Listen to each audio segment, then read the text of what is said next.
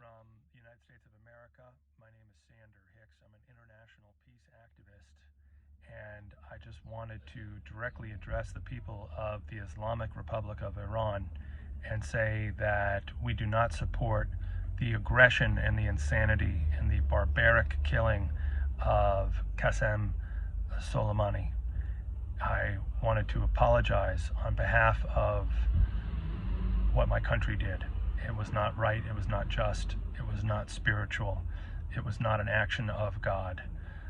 But I'm here to take a stand for a new way to be, and I wanted you to join me in standing in the possibilities of a new kind of relationship between the United States and Iran and the rest of the world. I realize that this is big and this would be transformative from the way things are now, but I've prepared a bit of a statement here and I wanted to read it. So I wanted to note that Qasem Soleimani was in Iraq on January 2nd as an emissary of peace. He was there to broker a peace deal between Saudi Arabia and Iran.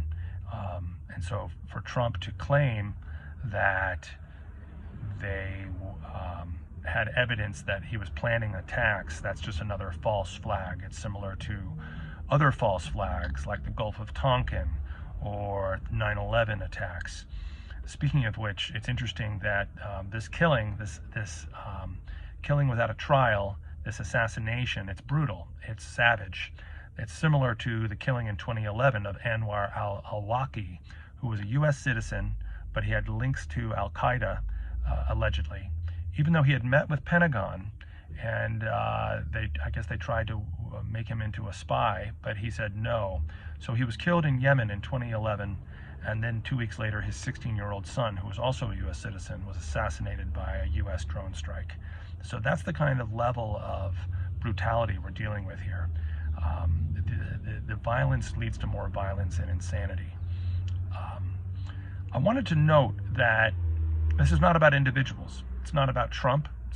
It's not about John Bolton. John Bolton left the Trump administration, and he was the biggest advocate for war with Iran. And yet, now we're still in the same place. We're still dealing with a U.S. war machine that's getting closer to war with Iran.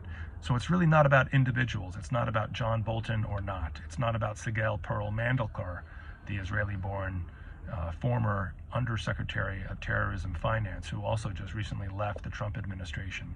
And a lot of people thought she was the main problem with the sanctions against Iran. But you know what? This is not about individuals. It's about a class. It's about an international ruling class. It's not just about the USA. It's about the USA working with Israel and working with Saudi Arabia and the rest of the rest of the international ruling class. So it's not about individuals. It's not about nations. And so with that, I think we could really build international understanding, and international understanding that's based on an interfaith awareness. And I'm going to get to that a little bit more in my remarks today. I wanted to note that as an American, what I see, I've seen this all my life, but the U.S. media, the corporate media, really drops into overdrive. It's almost like adrenaline or hormones kick in. But they were critical of Trump, and now suddenly they're believing anything Trump says, including the theory that Soleimani was planning attacks. The American people, however, do not want war. There's a big difference between where the corporate media is and where the American people are.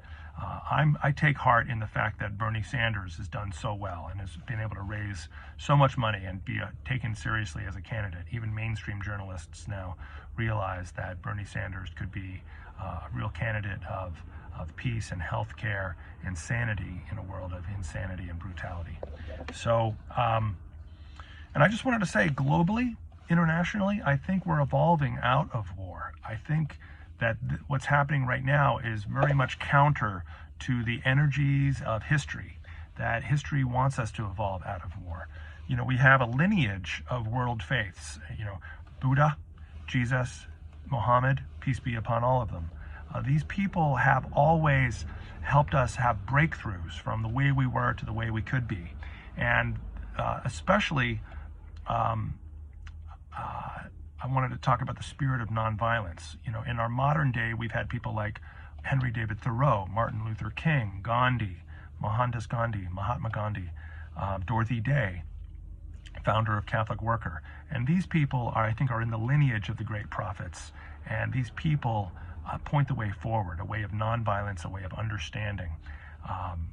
So that's what we really need. And I know as an American, it's really hard to hear this, but I think strategically, Iran can't defeat the U.S. war machine with violence. But what you have in Iran, and I know this from visiting Iran twice, is that you have a spiritual calling to be Islamic, to be fully submissive to the will of God, the most merciful, the most compassionate. And I know emotions are running high. I know how charismatic and powerful a leader Qasem Soleimani was to you. But violence will lead to only more violence. And I realize that my country has escalated things. But the way of spirituality, the way of the prophets, is to de-escalate, put it in God's hands. I realize this is a tall order, and I realize that it might not be listened to by everybody.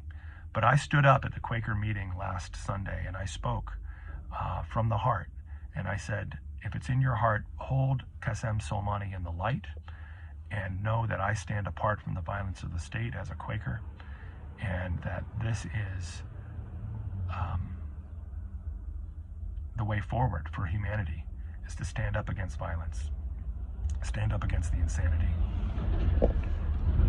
So Iran, I think you need to think of the 1979 revolution as a huge gift from the Almighty, the gift from the higher power. And so you have spiritual traditions that I feel could help you rise above the same old. You know, even the Old Testament is in a lot of ways just a military history of violence and retribution, you know, and an eye for an eye and a hand for a hand. And isn't there a way forward that is truly spiritual? What is the way that is of God? You know, what is the way that is of truth? I don't think it's escalation of this conflict. So what I would like to think is that there's a possibility of a peace conference. I've just contacted this cathedral in Montreal called St. Joseph's Oratory. You might know it from this movie called Jesus of Montreal, which is about the historical Jesus and modern day actors taking on a play. It's a great movie. And so there's this beautiful cathedral on a mountain in the middle of Montreal. And I've contacted them and I've suggested that we have an international peace conference with peace activists from across the planet, including the Islamic Republic of Iran. And I'm going to pray, and I'm going to work with my peace activist sisters and brothers today and talk about this more and more.